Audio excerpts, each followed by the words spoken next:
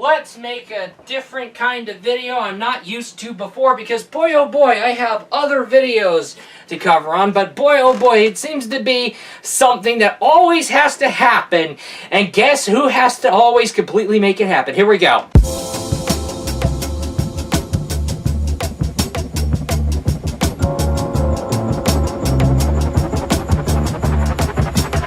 Take this intro as the drum roll. We're going to be talking about Sony. Ho ho! Yeah, let's talk about Sony. Because boy oh boy, you can't make a single slippy and oopsie whoopsie, a fucky wucky, and then expect to be getting away with it and be getting pardoned for it. Absolutely not. This was a very, very, very big deal, and this wasn't something you should mess up, but then you went ahead and messed it up. And yes, I'm talking about the Road to PS5 PlayStation 5 presentation that we're going to go ahead and be talking about later in this video. Because really, to be honest with you here, I kind of want to take this video to pretty much kind of make fun of Sony for all the things they have done leading up to the Road to PS5 presentation. And boy, oh boy, they had this was their one shot, they messed it up, they become the shit show of the fucking week, and it became the shit show that ended up haunting me and clouding my mind, and just absolutely I could not get this presentation, this clusterfuck out of my head.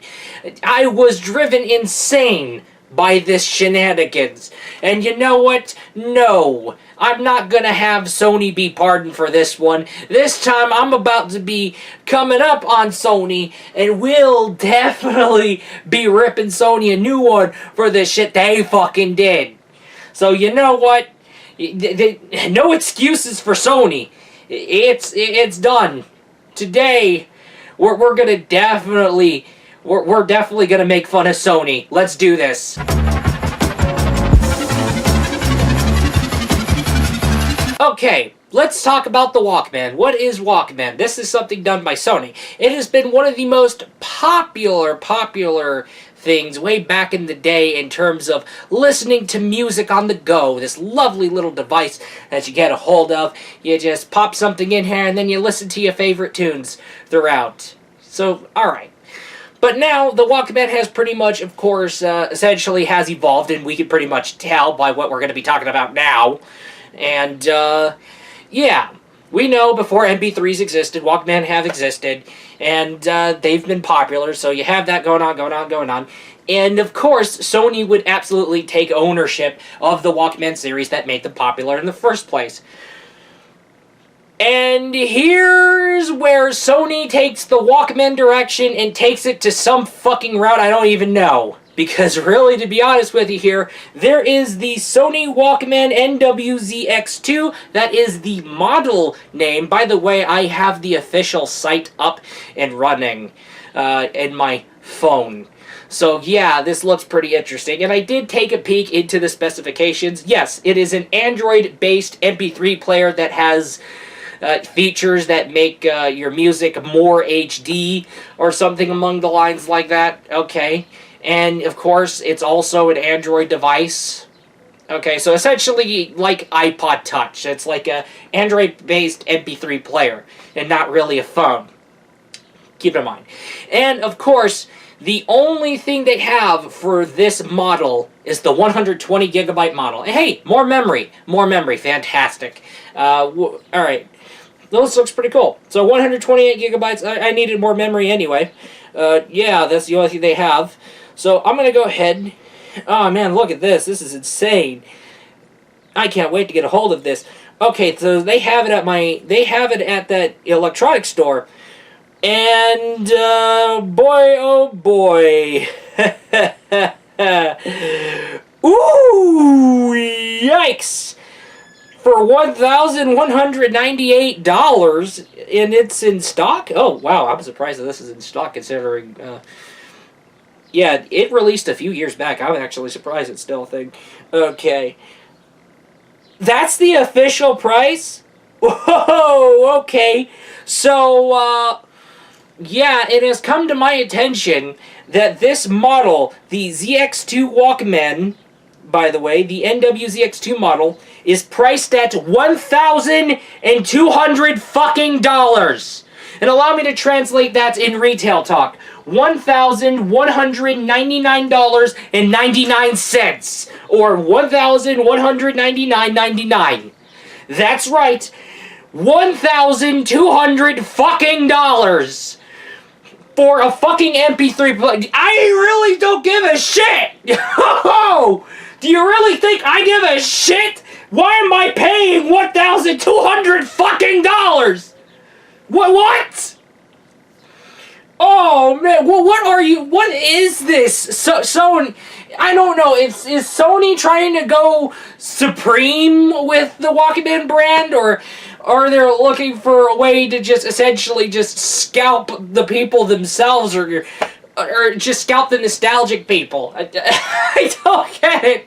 Either Sony was looking to pretty much scalp out the nostalgic fans, or Sony wants to go the supreme route for their Walkmans.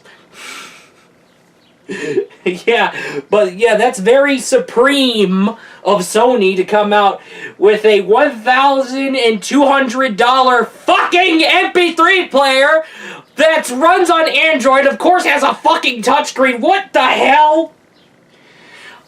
And boy oh boy, I wonder. I'm pretty sure it backfired.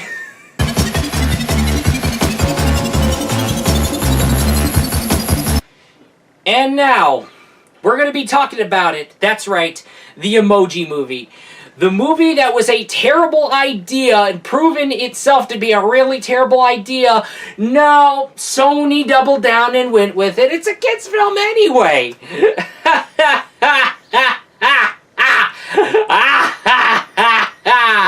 And did that come out? And when it came out, everybody hated it. Actually, as a matter of fact, I'm pretty sure everybody wants it to be removed from their memory. But no, unfortunately, it's coming back to haunt us! Yeah, just so you know, Sony, all actions, even oh so innocent, can carry consequences. And the consequences affect you. But not only you, there's going to be maybe a slim chance, but never zero chance of having these consequences affect you and people around you. So, that being said, the fact that you were warned that this was a terrible idea, you doubled down on it, you came out with it anyway, and now everybody is haunted by that fucking movie, and boy, oh boy, what a fucking shit show that movie was. And yeah, we just had to recover from 2016. Man, 2016 was a messy year. I hope 2017 was better. Next thing you know, oh, the Emoji Movie. Ah, man. Yeah. This is another shenanigans from Sony, ooh, man. Yeah, if you could take a look at the clips in this film, if you've seen every single reviewer about it, boy oh boy, nobody could not stomach Emoji Movie. As a matter of fact, people would like it if people had more of the ability to forget this movie ever fucking existed. But unfortunately, this is me kind of essentially making fun of Sony for their decisions they have made, especially the most recent one. So, of course, we gotta have to basically hold it up to fucking Sony, right? Yikes.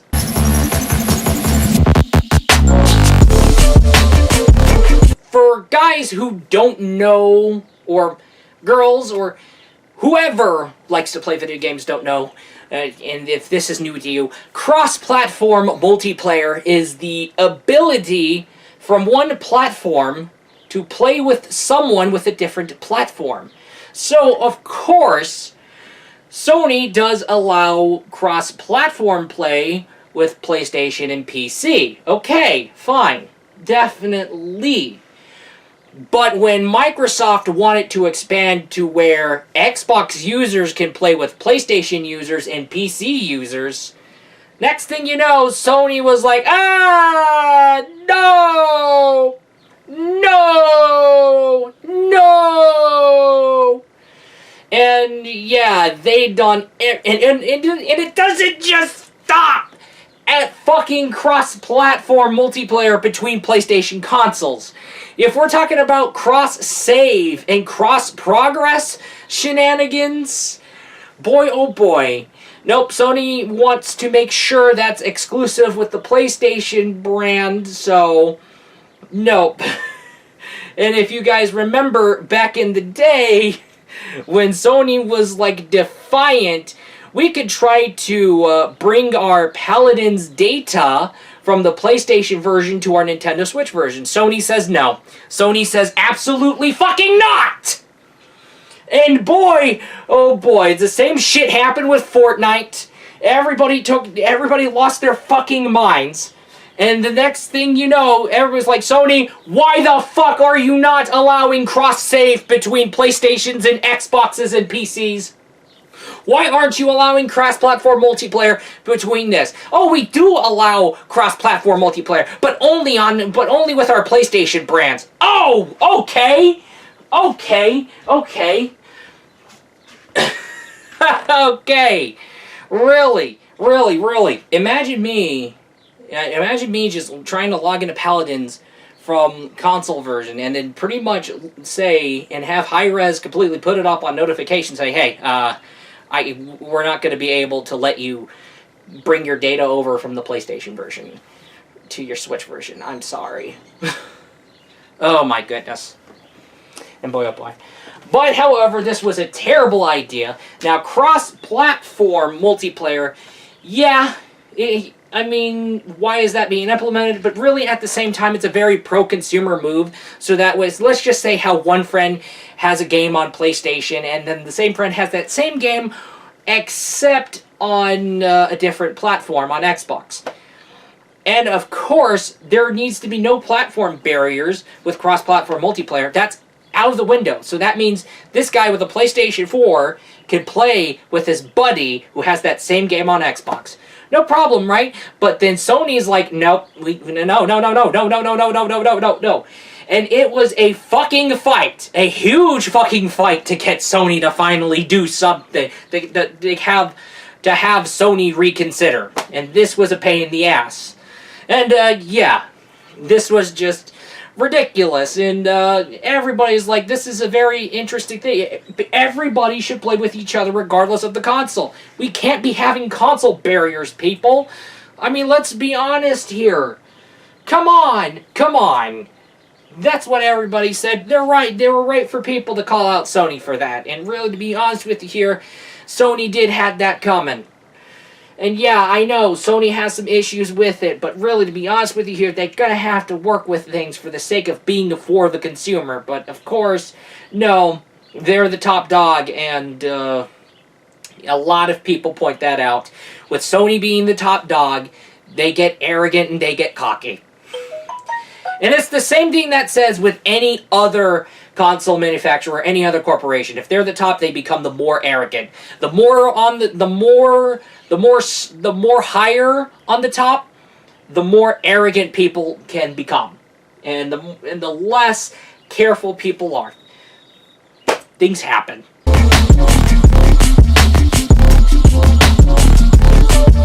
Now let's talk about that strict international policy that happens to hit not only here, but over in Japan, even Hong Kong, man. Ah, man. I remember back in the days, oh, yeah, we can't get it localized at all. We're going to have to consider we can't get this game localized in the US at all. Okay, well, this happened with me when it came to Dead or Alive Extreme 3. We'll just go ahead and just get a hold of the Asia English release. Just import that. No problem. Definitely. Ayo! Right here. Simple. People have been coming out with Asia English releases. And that's Really, that was a really great, convenient thing. But now this international content policy hits Japanese devs, hits Hong Kong localizers and devs, and then hits the US here. And boy, oh boy, what is this international policy? Let's go stupidly strict on titties regardless of the fucking age rating given by the ESRB. I mean, seriously, we all know that it's not rocket science to look in the front of a box and look at the back of the box for the ESRB rating and the details of the ESRB rating. Why is this game rated M for mature? You're freaking out over titties in an M-rated game! A game rated for older audiences. And boy, oh boy, censored gaming. I've talked about this previously. Censored gaming definitely did a good job covering on that. Yeah. Boy, oh boy, I'll bring up Censored Gaming's videos on that. Source links in the description, by the way. I know this is not a news video. Why am I saying this? No, this is gonna be me. And then, however, you take a look at an article by Business Insider, and then, however, you end up finding out that a representative told Wall Street Journal, oh yeah, we had our strict international policy in response to live streaming and the hashtag #MeToo movement. Okay. Live streaming? Are you kidding me? You're going to use that kind of seems, the live streaming reason seems like damage control. Really, to be honest with you here, it does seem like damage control. And it wouldn't surprise me if it is. And also, that hashtag #MeToo thing, yes, I do understand what that is. But, however, with people sitting around here blaming video games for the situation that led to the hashtag #MeToo thing, okay, here's the thing. Why would you ridiculously come up with this stupidly strict international content policy to crack down on games that have more mature things despite its M rating? Because of Me Too? And here's where this seems very, very contradictory. Now, we've had other tragedies in the past that involve somebody having to come in with a... and every time these kinds of things happen, the media goes and blames video games for it. Oh man, this is because our video games are too violent. Our video games are really violent. The video games are violent. The video games are violent. I don't see Sony coming up with an international policy giving Doom a hard time and giving games...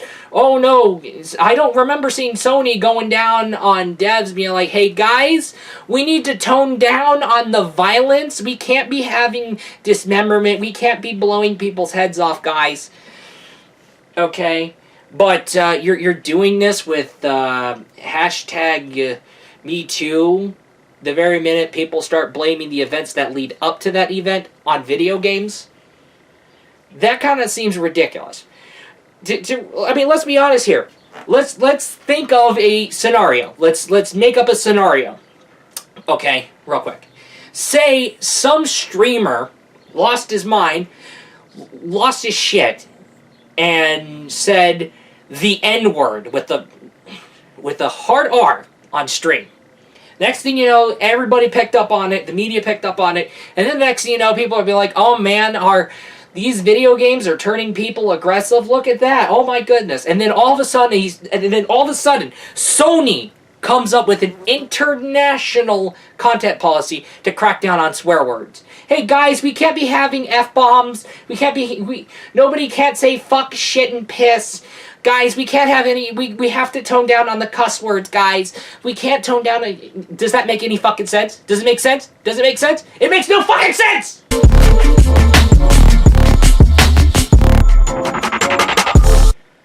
Alright, now let's get right on to the latest thing that Sony has done.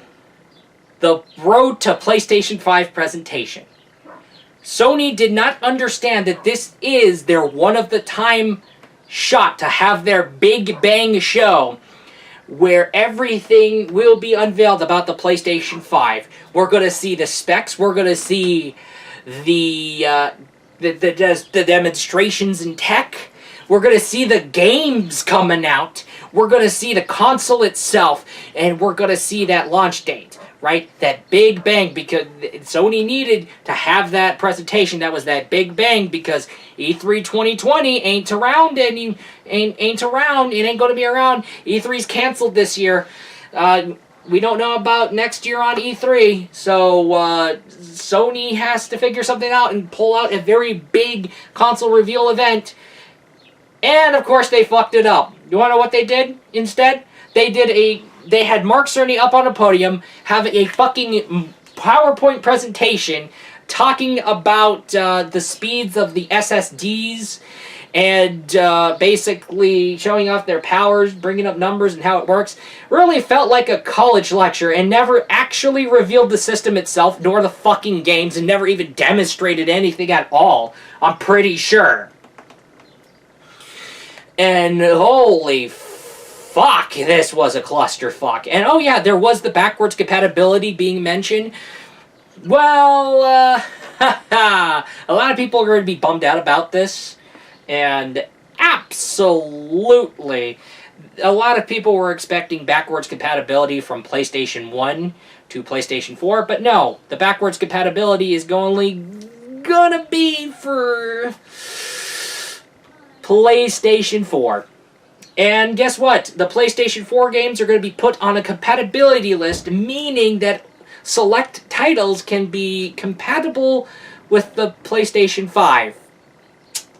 So Mr. Cerny went ahead and kind of said, okay guys, backwards compatibility, this is like bigger than the GPU anyway, but however, we decided to find various ways to incorporate the old system's logic into the new logic, in which, as a result, once backwards compatibility is in, it's in. And then, however, that next sentence. However, we have to take the time with compatibility and all that stuff, and we've played the top 100 games, and almost all of them are found to be playable at launch, when the PlayStation 5 launches. And everybody's like, up to 100 PlayStation 4 games at launch? Excuse me, what the fuck? And then, however, this shit show had to go on until Sony decided to update the PlayStation blog, showing off the Road to PlayStation 5 event, saying, hey guys, we're expecting to have almost all of the 4,000 plus PlayStation 4 titles to run on PlayStation 5. Don't worry guys, here we go. Yeah, definitely. Yes. Mark Cerny, here's what he should have done. But however, we've incorporated the old logic into the new system's logic, and once backwards compatibility is in, it's in. Nobody came up and just corrected Mark Cerny. Nobody said anything to Mark Cerny. But unfortunately, when shit hits the fan in terms of the backwards compatibility, and everybody's crawling up Sony's ass about it, oh guys, okay. I updated the PlayStation blog. Here's an update. Here's a quick announcement. Don't worry. It'll do more than 100 PlayStation 4 games, guys. It'll do way more than that, guys. Come on. Oh, and also, were the games shown off? Was the technology shown off in demonstration? Was the console revealed? Oh yeah, no to all these questions, by the way. There was no reveal of games. No reveal of how the technology fucking works, apparently. And there's no reveal of the system itself. Alright, people, I don't know what happened. Maybe there's some spots in it that I'm missing out on, and maybe I'm missing out on some certain parts if we were to talk about that being demonstrated. But the whole road, I'm pretty sure everybody fell asleep to that presentation. And me included, I was like, okay, this is too long. This guy's going to go on and on and on about in his PowerPoint presentation. We're not going to see shit in action. We're not going to see any launch shots. We're not going to see the system itself. What was the fucking point of being here? I'm fucking done. It really felt like a fucking college lecture. About how, yeah, it really felt like a college lecture about how their PlayStation 5 works without not even showing off the technology itself, not showing off the games and not showing off the system itself. Okay, yeah, a lot of people will point out that, yes, Sony is really terrible at revealing things, and yeah, of course, and that habit needs to be figured out, because look what happened to the PlayStation Vita!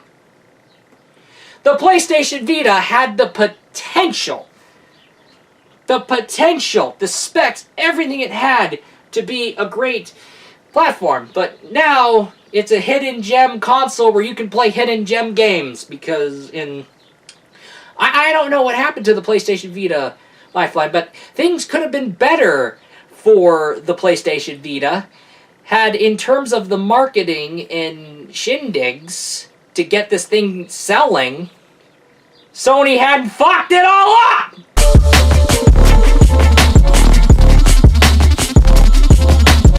The PlayStation Vita had absolutely everything that made it something, but unfortunately it didn't do so well, and it was it's a hidden gem console where you can get hidden gem games and have fun on the go. Really great. And it was good, but unfortunately the PlayStation Vita got its ass kicked by the 3DS, and Sony really fucked up bad when it came to marketing this thing. And that is why the 3DS kicked the Vita's ass. The way they marketed the PlayStation Vita was a fucking shit show. And, yeah. Crazy. And now that we have, quality burp, am I right? Now that we have essentially brought up anything to make fun of Sony for, more things. I mean, it will be a longer video if I go ahead and decide to cover everything. But the very top things that Sony has done that was absolutely an ultra fail. Now that that's out of the way, let's bring us back to the elephant in our room. Sony has yet to say anything on the international content policy, and that international content policy needs to be discarded because this is going to play a huge role in our PlayStation 5 launch titles. Let's talk about that.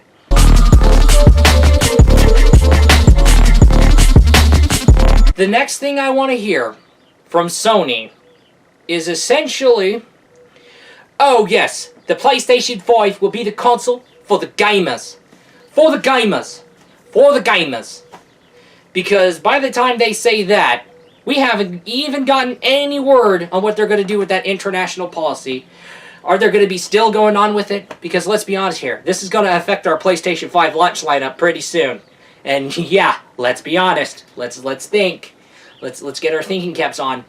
Because really, from the looks of it, with that international content policy, it looks like the PlayStation 5 is going to be the family console.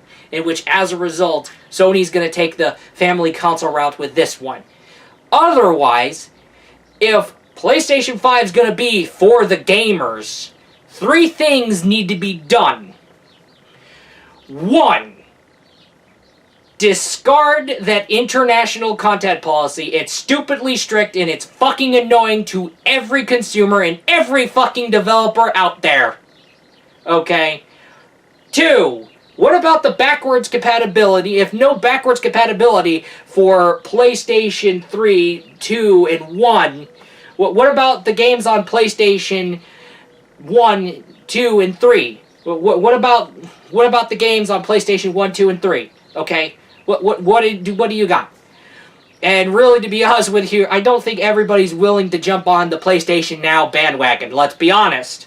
Let's think. Alright? Okay? Nobody's not willing to pay a subscription service. So, are we going to see PlayStation 3 Classics? Will PlayStation 2 Classics come over to PlayStation 5? Will PlayStation 1 Classics come over? Alright. Oh yeah, I forgot to mention the cross-platform multiplayer. What about the multiplayer? Especially the cross-platform multiplayer. That's something. The cross-platform multiplayer. Let's figure that out, because I forgot to mention how the cross-platform multiplayer is apparently on beta mode or something. I don't even know if they're still doing that. I still gotta figure that out. Are you gonna do that? Okay. So 3 things kind of need to be considered. Alright, so here we go. I'm going to say this one more time.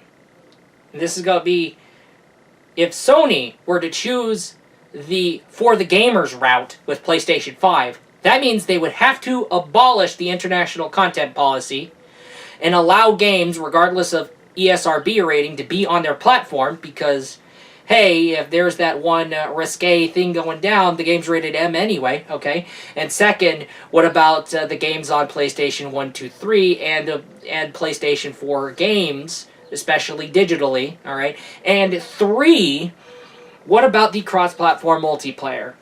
And I think, really, to be honest with you here, I think we should be expecting all 3 from Sony, okay? If not, probably the top 2, maybe.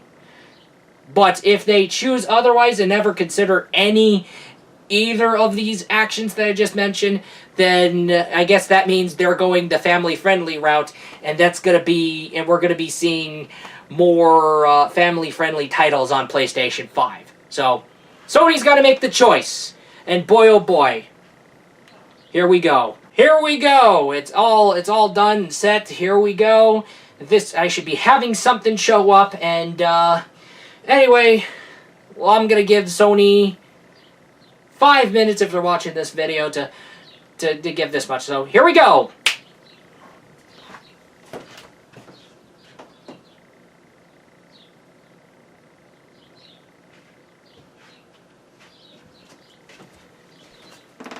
Sony's got to pick one. Sony has to pick one. Because Sony cannot say, oh, how the PlayStation 5 is for the gamers, and never consider any of the 3 things that I've mentioned, meaning that they have abolished the international content policy, they have figured something out for PlayStation 2, PlayStation 1, and PlayStation 3, and yes, also the PlayStation 4, and digital stuff for PlayStation 4, yes.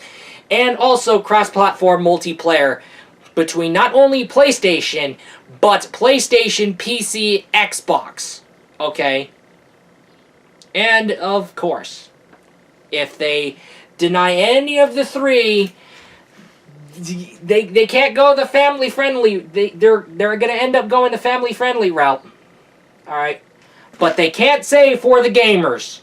They can't say for the gamers. So they have to pick one. So that being said, make the PlayStation 5 for the gamers by getting rid of the international content policy, figuring something out for PlayStation 4, digital and physical, figure something out for PlayStation 2, PlayStation 3, PlayStation 1, and figure something out about cross-platform multiplayer. If they are to go to the for the gamers route, they have to do the things. But if they do otherwise, they're going to the family-friendly route. Therefore, Sony cannot say PlayStation 5 is going to be for the gamers. We already know what happened when a console manufacturer decided to go the family-friendly route with that console. Yeah, that didn't go so well.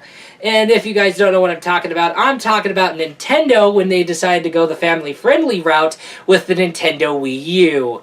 And boy, oh boy, that didn't help the Nintendo Wii U one bit. Anyway, that's going to do it for you guys, and that's all, and I'll be looking forward to you in the next video. Peace out.